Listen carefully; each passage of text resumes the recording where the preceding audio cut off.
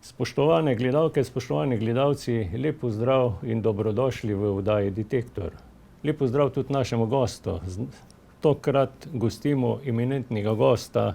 Z nami je magister Stanislav Pušnik, doktor specialist medicine dela, prometa in športa in seveda tudi direktor Zdravstvenega doma Ravne. Je predsednik upravnega odbora Združenja zdravstvenih zavodov in predsednik odbora Zdravstvenih domov Slovenije in vodja številnih projektov z področja zdravstvenega varstva. Je bil član zdravstvenega sveta pri Ministrstvu za zdravje, sedaj pa je član sveta pri Ministrstvu za delo, družino in socialne zadeve. Skratka, kompetenten in zelo zanimiv gost, ki bo lahko z področja zdravstva nam veliko stvari pojasnil, povedal in tudi v tem smislu tudi bomo odpravili kakšno dilemo, ki se nam zdaj v tem trenutku še zmeraj poraja. In lep pozdrav še enkrat in dobrodošlica v oddaji. Hvala. Uvodoma vas prosim, da našim gledalkam in gledalcem predstavite tisti del, ki ga na nek način pokrivate kot direktor, to je Zdravstveni dom Ravne, tako lokacijsko, potem pa v nadaljevanju morda tudi še kakšne druge specifične zadeve. Zdravstveni dom Ravne je srednje velik zdravstveni dom, če gledamo Slovenijo kot merilo. Imamo 3 zdravstvene postaje v Črni, Mežici in na Prevaljah in osrednji del zdravstvenega doma na Ravnah. Zdravstvene postaje imajo to osnovno dejavnost, recimo v Črni imamo splošno ambulanto, pokrivamo tudi potrebe zdravstvenega varstva za Center za usposabljanje, delo in varnost.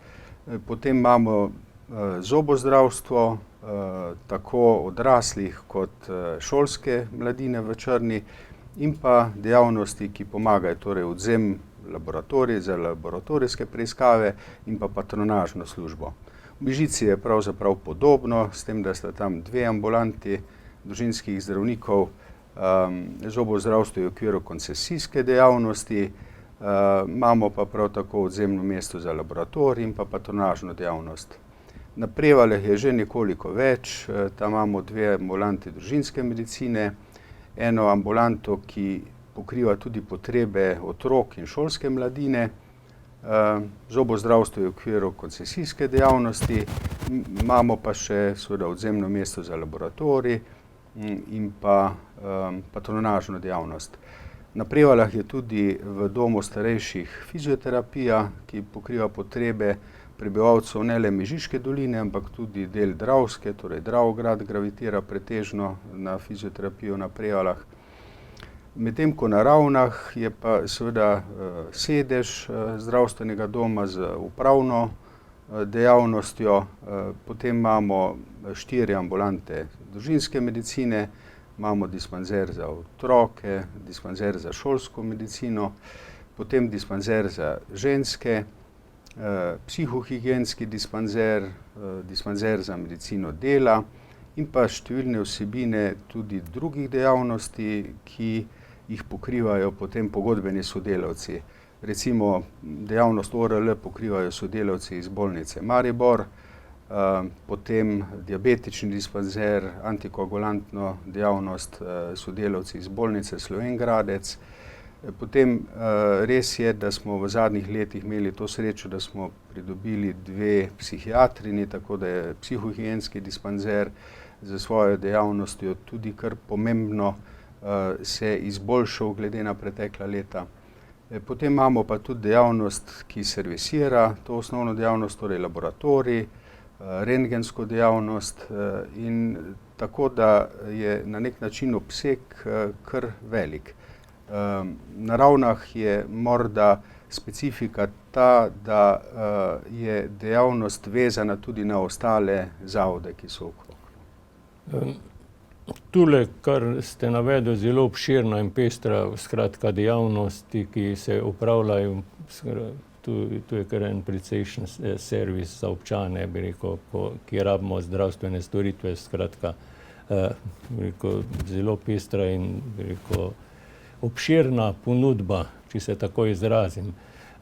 Bi pa vas ob tem seveda vprašal, kako vi ocenjujete oceno te zdravstvene oskrbe, oziroma, če se takole še bolj podrobno vas vprašam, kako gre s temi čakalnimi vrstami, kakšni so to, bi rekel, postopki, da se pacienti lahko oglasimo pa koristimo kakšno storitev, in oziroma tudi sočasno, kakšna je kadrovska zasedba, bi kar združil to vprašanje, glede zaposlenih, koncesionarjev, pa eventualno tudi kakšnih pogodbenih delavcev, kako so te stvari, bi rekel, urejene. Glede na tako obširno dejavnost, seveda je glede na posamezno dejavnost morda to vrstna vsebina malo različna. Če začneva pri osnovni dejavnosti, torej družinskih zdravnikov, tu je glavni problem pomanjkanja nosilcev dejavnosti. Žal v preteklih 15 letih ni prišlo do ustrezne popolnitve oziroma nadomestil in smo šele v zadnjih letih pridobili mlade zdravnice, specializantke, trenutno imamo 9 specializantk. Tako da tu je glavni kadrovski problem pri nosilcih. Zdaj pri ostalih dejavnostih, predvsem tistih, ki so vezane na nosilce od drugod, je morda problem edino v tem, da smo vezani na razpoložljiv čas, ki jih imamo. Pri nas dela čez 20 pogodbenih sodelavcev. Potem pri posamezni dejavnosti je problem, ki ni vezan čisto na sam kader, ampak je dejavnost kot taka, recimo v obsegu, ki ga bi zavarovanci želeli več, recimo fizioterapija, ne. In tam, kjer se ustvarjajo čakalne dobe, žal mi ne moremo samo glede na želje in potrebe, ampak predvsem na možnosti plačnika, da nam storitve, ki jih naredimo, tudi plača. Tako da jaz upam, da bomo v prihodnje predvsem nadomestili nosilce na dejavnosti otroške, šolske in pa osnovne. Tule glede koncesionarjev poznamo, bi rekel, različna stališča pa mnenje od koncesionarjev. Nekateri bi vse selili v osnovno zdravstvo, skratka, nekateri pa, bi rekel, kar goreče zagovarjajo, da je zadevo oziroma možnost zdravstvo reševati pa odpravljati bolj učinkovito te čakalne vrste z podelitvijo raznih koncesij na vseh nivojih zdravstva, tako bi rekel, na primarnih kot tudi ostalih. Kakšno je to vaše mnenje glede koncesionarske podelitev koncesij? Ja. Zanimiv je bil primer, ko je minister seveda zagovarjal stališče, da je možno z podelitvijo koncesije rešiti problem pomanjkanja zdravnika v nekem okolju. Takrat se je zdravnica, ki je prej delala pri nas, odločila in prevzela koncesijo na Muti. In seveda, ko so imeli otvoritev na Muti, so časopisi pisali, glejte, podelili smo koncesijo, dobili zdravnico, zdaj bojo stvari pa v redu. Ampak žal je pa nastala vrzel v Ravnah. To pomeni, da smo samo prenesli ta del problema v drugo okolje. In tu se mi zdi, da ob nekem številu nosilcev, ki so na razpolagi, žal koncesije ne rešujejo problem. Se pravi, lahko rešijo problem samo v posameznem okolju. Problem samo pristavimo, skratka, če bi tako vzel, ni pa to neka celovita pa kvalitetna rešitev, ki bi trajno izboljšala neke področje zdravstvenega varstva v nekem okolju ali pa prostoru. Morda edino še to, vkolikor je koncesionar pripravljen delati toliko več, se pravi, da na nek način ima željo po intenzivnem delu, potem je morda nekoliko več dejavnosti narejeno v okviru koncesije. Nazadnje, ko smo imeli gosta tu v oddaji Detektor, je med ostalim komentiral tudi pa izrazil pomislek o organiziranosti zdravstvenih domov na Koroškem. Pa je izrazil skratka pač na število prebivalcev, ki se tu pokriva, pa dokaj razvijeno, bi rekel, organizacijo. Kakšno je to vaše mnenje? Bi se dalo tu kaj racionalizirati, oziroma to, da zdravstveni dom Ravne je, bi rekel, zelo solidno zorganiziran in bi verjetno lahko še širše zadeve pokrival. Zdaj pa. Ja, tu zdaj so različni pogledi oziroma koncepti v zvezi s tem. Recimo, osnovno zdravstvo Gorenjske je kot model širše organiziranega zdravstvenega varstva na primarni ravni. Tudi Koroška je imela v 80. in 90. letih skupno organizacijo. Imeli smo Koroški zdravstveni dom in enote Radlje, Dravograd, Slovenj Gradec in Ravne. Ta organizacija je sigurno bila racionalna in na nek način je seveda v manjšem zavodu problem toliko večji, ukolikor nastane manjša vrzel. In je torej neko splošno pokrivanje sigurno lažje.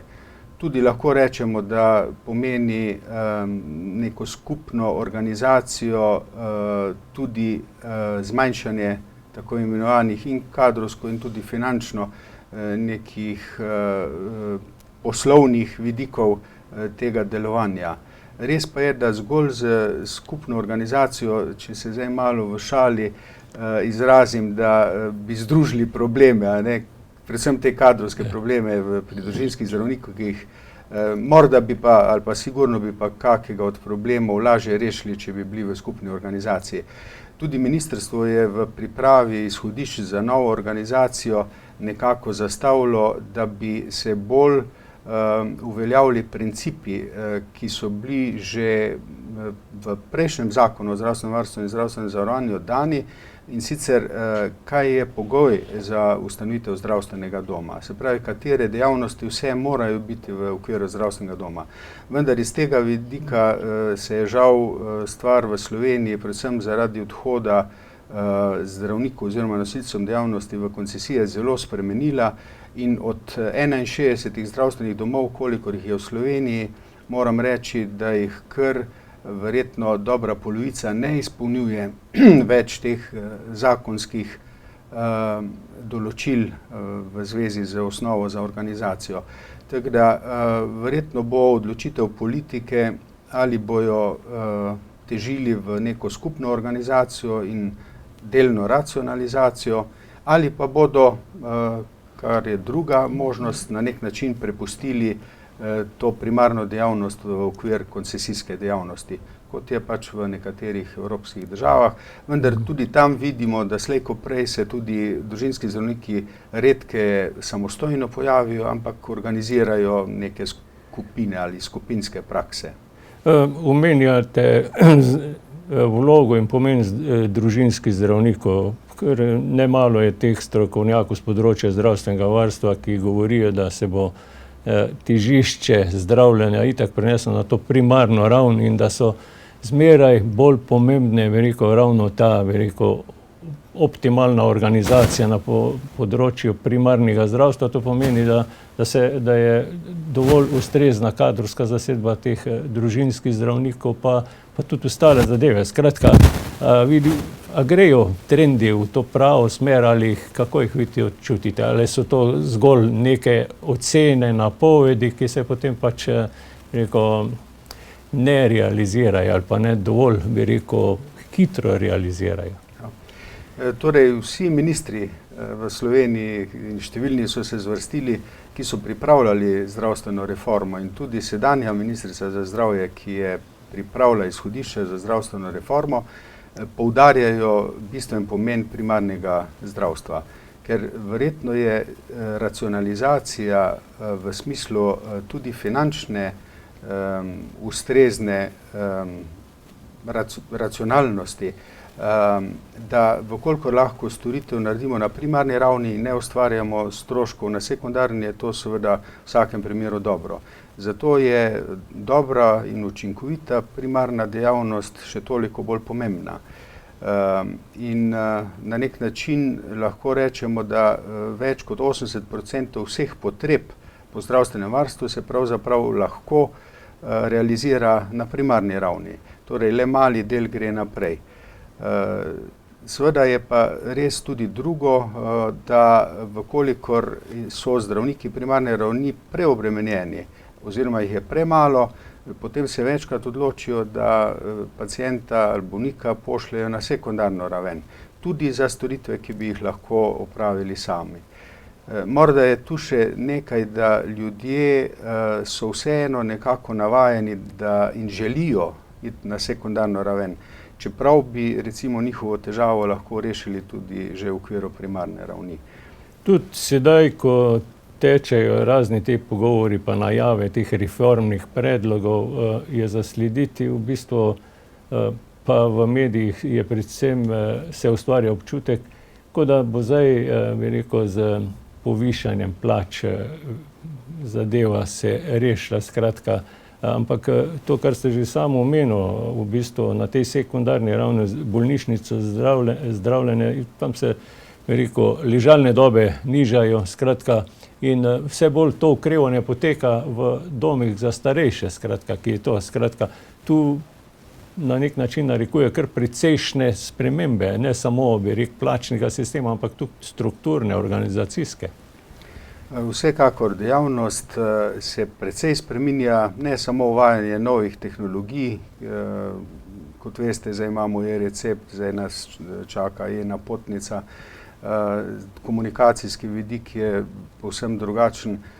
Se pravi, te osnovne vsebine dela se na eni strani spreminjajo in pa res je, da bolniki večkrat tisto, kar bi sicer lahko opravili pri svojem zdravniku, želijo opraviti na sekundarni ravni. In ta vidik, jaz mislim, da bo v perspektivi se spremenil, predvsem na področju otroško-šolske medicine in ginekologije. Žal je tu, glede na to, da smo v Sloveniji posebej pohvaljeni, da imamo recimo nizko umrljivost novorojenčkov, da imamo zdravstveno stanje pri otrocih dobro v primerjavi z državami, ki bistveno več vlagajo v zdravstveno varstvo, da je na nek način ta organizacija primarnega zdravstva boljša, kot pa če bi po vzgledu nekaterih držav, recimo pediatrija, ginekologija in ostale dejavnosti, šle na sekundarno raven. Obstaja seveda tudi ta princip, da mi skušamo ljudem nuditi tudi specialistično dejavnost čim bližje. Torej se trudimo, imamo ORL, diabetologijo, antikoagulante in podobne dejavnosti, ki se sicer odvijajo na sekundarni ravni, tudi v okviru zdravstvenega doma. Tule še prej, bi rekel, ta nega, kot pa rečeno, se pa vse bolj usmerja pa sili v dome za starejših, skratka, tudi tam bo potrebna neka, bi rekel, okrepitev kadrovska, predvsem teh strokovnih delavc, bi rekel, nivo medicinskih sester, pa tudi ostalega kadra, verjetno. Ja, ta osnovna pot, ki nas čaka, torej starajoča populacija, ki sabo prinaša tudi številne probleme, predvsem na področju zdravstvenega varstva in pa oskrbe. Racionalna oblika je nedvomno čim dlje ohraniti starejše ljudi v domačem okolju. In kolikor se da jih v tem okolju nekako oskrbeti z potrebnimi zdravstvenimi storitvami in z potrebno oskrbo. In res, da bolnišnice s tem, ko skrajšujejo čakalne dobe, seveda prenašajo dobršen del tudi relativno kar zahtevne oskrbe v domače okolje.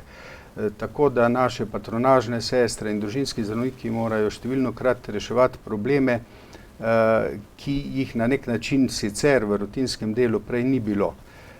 Tako da mislim, da bo potrebno to oskrbo in pa ureditev zdravstvenega varstva nadaleč seveda čim bolj razvijati in s tem omogočiti dejansko, da bojo ljudje ostajali čim dlje v domačem okolju.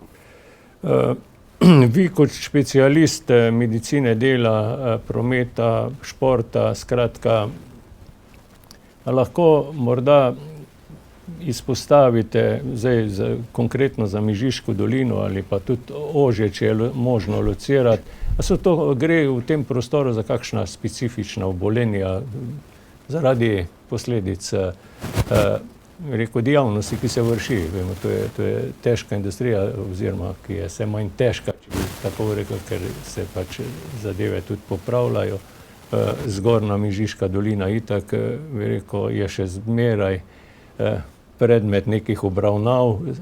V sosednjih Prevaljah je tovarna Lek, farmacija. Skratka, so tu včasih pač takole, špekulirajo ljudje, pa pravijo, da smo pač v tem prostoru, da bolj obolevamo za nekimi zadevami in da presegamo republiško povprečje na področju nekaterih obolenj. To drži ali kakšna so vaša to spoznanja pa ugotovitve? Jaz bi rekel, da včasih seveda nekateri želijo določen problem posebej osvetliti in pol si pomagajo tudi s podatki, ki jih, recimo, da ilustriram, naredijo na ta način. V Mežici dvakrat pogosteje obolevajo za bronhitisom, kot pa v Črni, a ne. In pa pol, ko pa nekako greš pogledat podatke, pa vidiš, da v Mežici delata 2 ambulanti, v Črni pa samo 1. In seveda je logično, da je diagnosticiranih več teh obolenj v Mežici. Drugače pa, če gledam iz vidika industrije, res je, da so tu na nek način veliki preokreti, ki so splošni, to pomeni intenziteta dela se povečuje, potem specifike imamo v Zgornji Mežiški dolini zaradi obremenitve s svincem, ampak mislim, da tehnološko gledano se stvari v zadnjih letih ali v zadnjih 15 letih bistveno izboljšujejo, tako da če je nekdo bil pred 15 leti v Tabu ali pa gre zdaj, bo seveda videl popolnoma drugačno okolje. Problemi topilnice, ki so bili, so seveda bili včasih res ekološko gledano kar veliki, so ostali žal, se pravi, tega nismo mogli popraviti, vendar aktualno pa so obremenitve okolja bistveno manjše.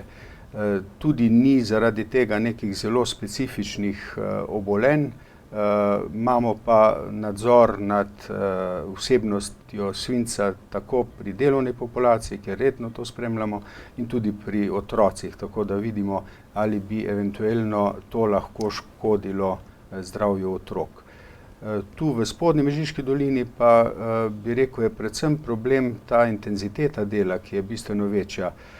Saj, če gledamo recimo 25 let nazaj, je na tem prostoru delalo čez 5000 ljudi, zdaj pol manj. In pa jaz sem pisal en članek v Fužinar, da delo ni olimpijska kategorija, torej zmeraj več, višje, dalje in tako. Ampak da naj bi delo vseeno potekalo v okviru nekih norm, standardov, se pravi, da bi ljudje koristili zgolj en del svojih kapacitet pri delu.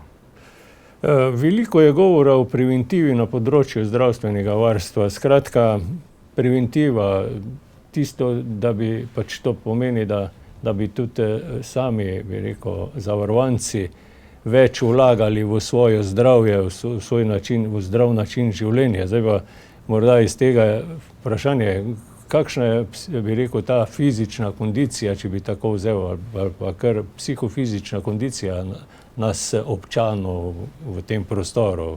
A so trendi, grejo v izboljšavo ali gre navzdol ta zadeva, skratka, ali se slabšajo, kako bi jih vi predstavili? Torej, tudi zdravstvena reforma na nek način govori o tem, da bi morali ljudje postoriti za svoje zdravje tisto, kar lahko, se odreči nezdravim navadam, sprejeti en zdrav življenjski slog z več gibanja, z ustrezno prehrano in tako. Ko delamo analize zdravstvenega stanja delovne populacije, seveda vidimo, da smo prekomerno hranjeni, da po anketah se gibljemo premalo, da je žal še vedno skoraj tretjina kadilcev, en del kar strastnih kadilcev, ki kadijo več kot 20 cigaret na dan, da je problem alkohola v tem okolju kar velik, torej prekomernega uživanja alkohola, da na nek način vseeno premalo koristimo torej te dejavnosti, ki so na razpolago v okviru aktivnega življenja, torej rekreacije, dovoljšnega gibanja in podobno. Tako da mislim, da bomo prebivalci Slovenije vzpodbujani v to smer in da po okoljih bila je narejena ena analiza zdravja po občinah in v okviru te analize so spremljali par podatkov, na podlagi katerih zdaj skušajo vzpodbuditi posamezna lokalna okolja, da bi na posameznem problemu naredili več. Nekje sem prebral pred časom, rekel, pa boste me korigiral, če ta podatek drži, da koroški del ali pa ta del, da smo tu, rekel, kar krepko nad nekim povprečjem z obolenjem žolčnika, žolčnih kamnov in da Primorci tega obolenja skoraj da statistično ne beležijo. To drži ali je to samo ena takšna, ki pravi, da pač, kar je pa seveda povezano z prihranjevalnimi navadami nas, ki pač tu bivamo. Je kaj na tem ali je to, poznate to? A veste, da tega ne poznam, tako da se oproščam, ne bi znal kaj posebej komentirati to. Res pa je, da kar pa lahko pohvalimo v tem okolju, da imamo v Slovenj Gradcu seveda ustrezno operativno tehniko v zvezi s tem, ki je bistveno boljša kot včasih, ko je bilo treba trebuh prerezati, zdaj to naredijo z tehniko, kjer se komaj kaj pozna, ko odstranijo ta žolčnik.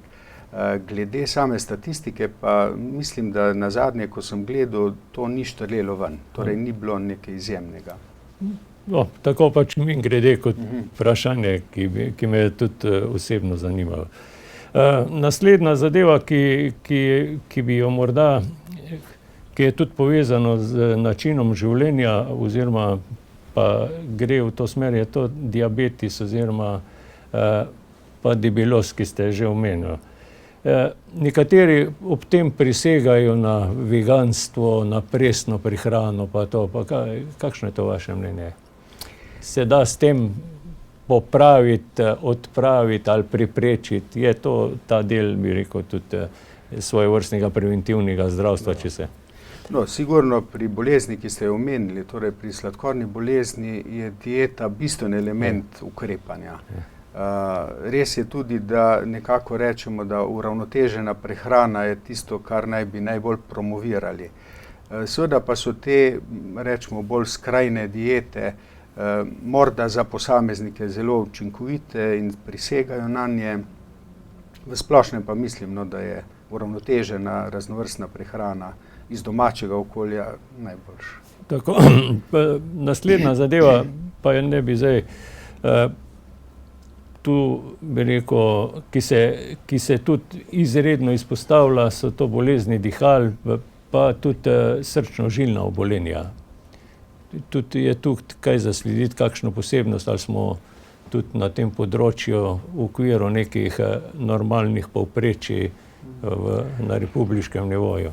Zdaj na področju srčno-žilnih bolezni mislim, da se je v zadnjih 18 letih, odkolikor traja en program za preventivo srčno-žilnih bolezni, naredilo največ. Tako da so indeksi v zvezi z temi boleznimi najugodnejši, padli so. Tako recimo število infarktov na število prebivalcev, tako število inzultov, torej kapi, tudi število tistih obolenj, ki so posredno vezane na obolenja žilja, recimo amputacij zaradi zapora žilja in podobno.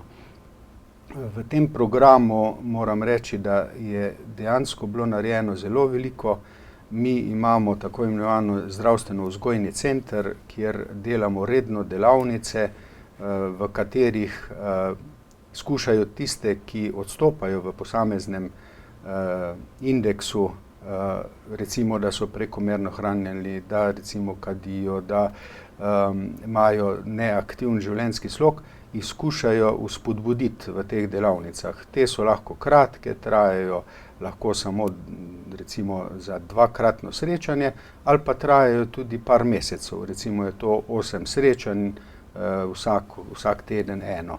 In v okviru teh preventivnih delavnic se mi zdi, je bilo narejeno kar precej, kar je tudi botrovalo temu izboljšanju obolevanja na tem področju.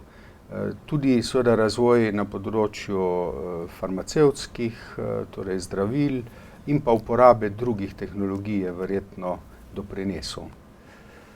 Zasledil sem, da bi naj bila, zdaj govorim za republiško povprečje, v porastu psihična obolenja, skratka, in da se tudi seli v vse bolj mlajša obdobja, že med otroki. A je to posledica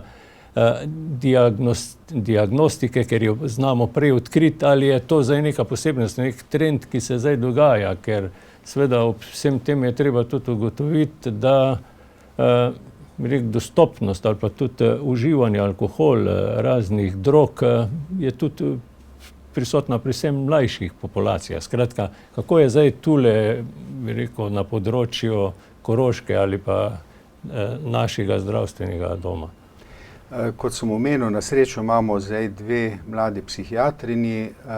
Res je pa tudi, da obe prekoračujeta količino, zdaj če gre na to količino, se pravi, ti 2 ambulanti obišče približno 10.000 ljudi.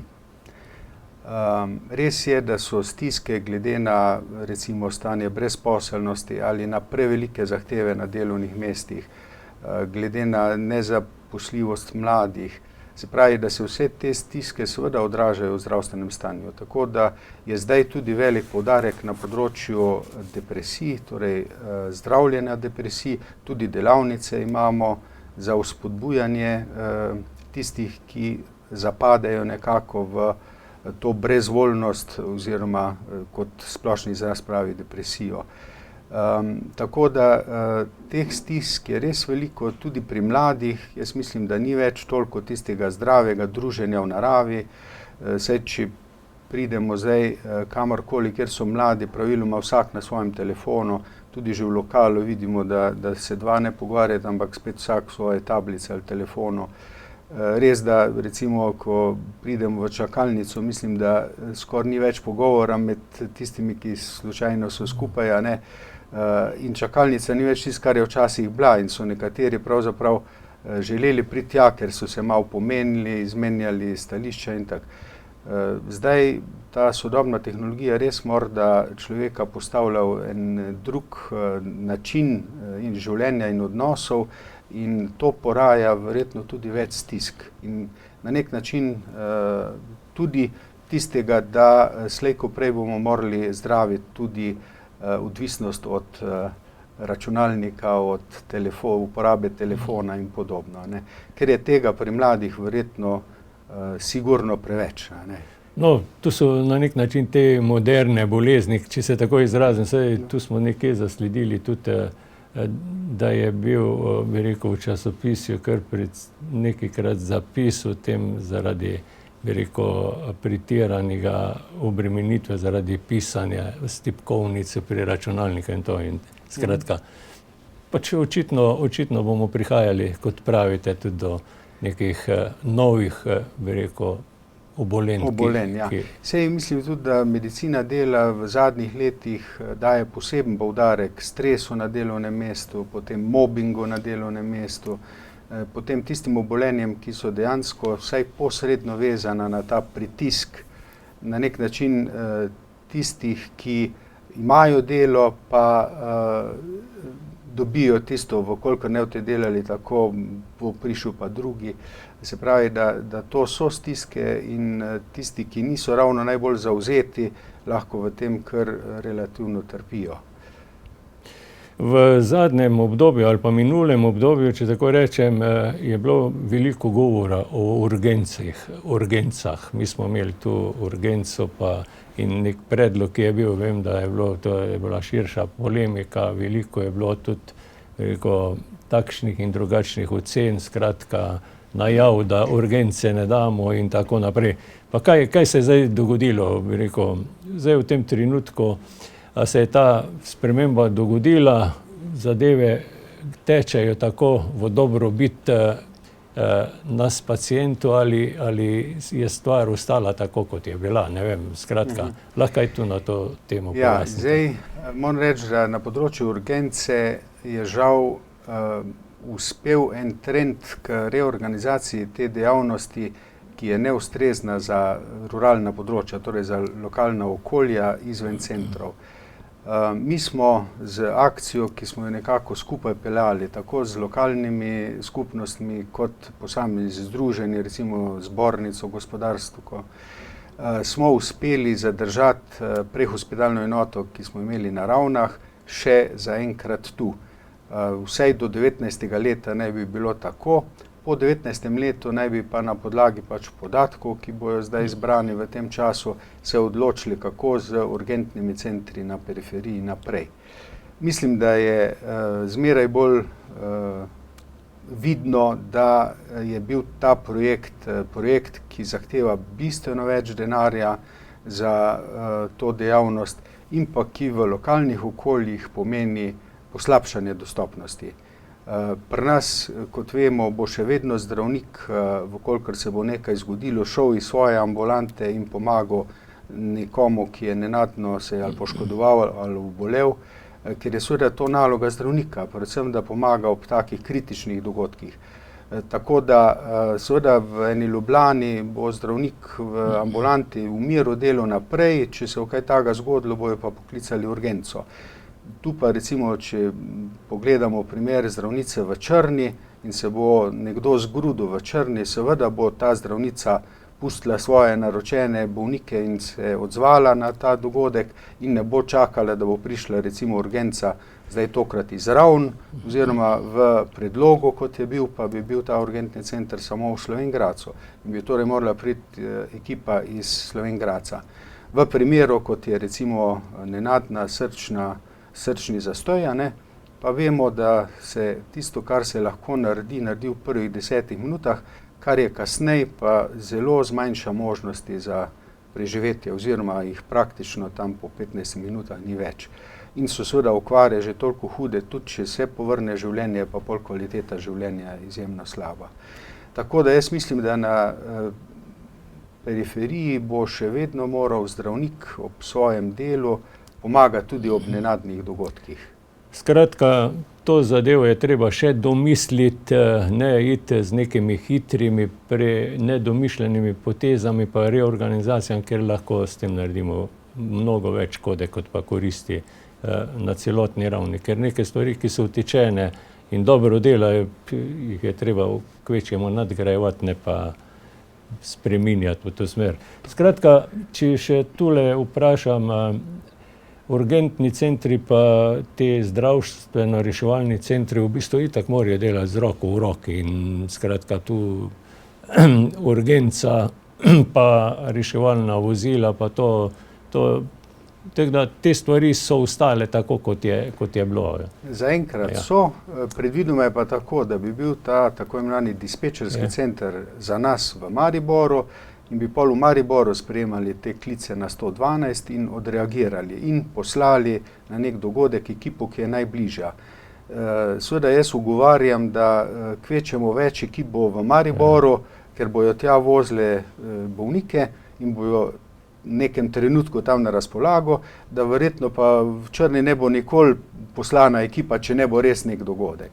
Tako da za centre je taka organizacija dobra, je vsekakor izboljšanje v tem smislu, da se uredi dispečerstvo, da se izboljša oprema, da se kader popolni, zdaj je tudi standard, da delajo v teh enotah diplomirani zdravstveniki. Se pravi, da za centre je to vsekakor korak naprej. Žal pa ni domišljeno, kako bomo na periferiji in to bo šele potem čas pokazal, da smo na nek način sedanjo organizacijo bistveno bolje krili potrebe in jih krili ob ostalem delu. Če bo pa to posebej organizirana dejavnost, pa mislim, da bo marsikdaj kaj tudi zamujeno. Sedanja organizirana zdravstva je relativno ugodno postavljena, nudi nek servis in tako naprej. Skratka, in v bistvu kar veliko dobrega se naredi za paciente, strani zdravstva. Seveda, vse to pa kvarijo razni medijski zapisi, zadnje čase o aferah o zdravstvu, enkrat govorimo o aferi Radan, enkrat govorimo o neki drugi aferi, tretji, skratka, in te so izredno močno medijsko obdelane in na nek način kažejo neko podobo, kot da je v zdravstvu pač vse narobe in da v bistvu, da kar pa ni dobro. In kako vi to, bi rekel, stanje komentirate, kako to mislite, oziroma to, da še kar tule pridam. Tudi ta, bi rekel, sprememba v zdravstveni zbornici, ko zdaj smo zasuti z informacijami, kako, kot da se gre samo za plačo predsednice te zdravniške zbornice. Ja, zdaj, če začnem pri prvem vprašanju, res mislim, da smo v Sloveniji lahko zadovoljni, da imamo mrežo zdravstvene službe na primarni ravni zelo dobro pokrito. Se pravi, tu mislim, da prednjačimo pred ostalimi, ker je ta razporejena relativno zelo ugodno za ljudi. Tudi če Mežiško dolino pogledamo, praktično v vsakem večjem kraju je ta dejavnost na razpolago.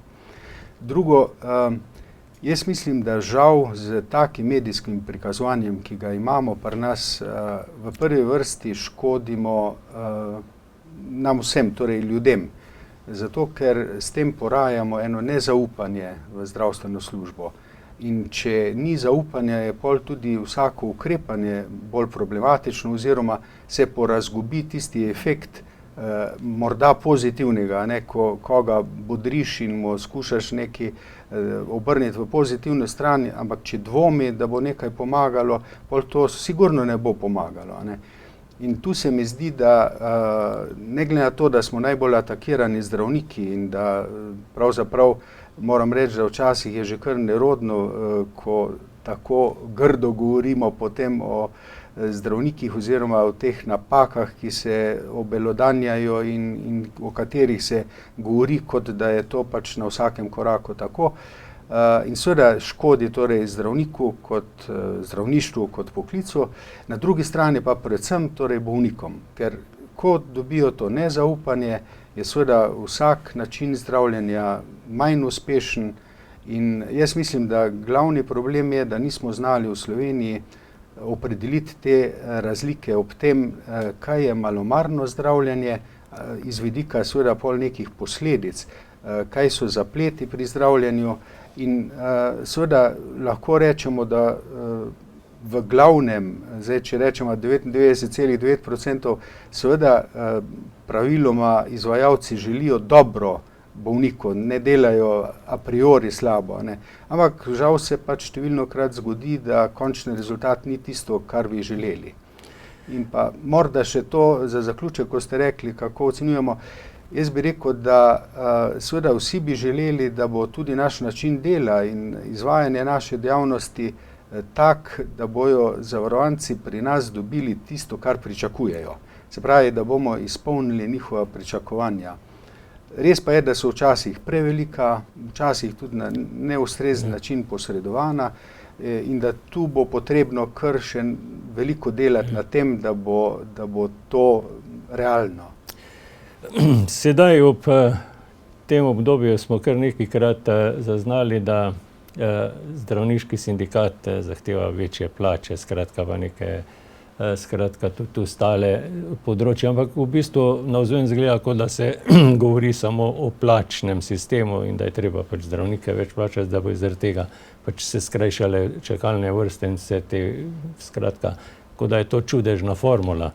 Sočasno pa se pojavljajo zdravniki, ki delajo pro bono, ki hočejo na nek način pokazati še tisto drugo vlogo zdravnika, tisto humano, poslansko, skratka, plača v drugem planu, denarja, bi rekel, nepomembno, želimo zdraviti tiste, ki so zdravja potrebni.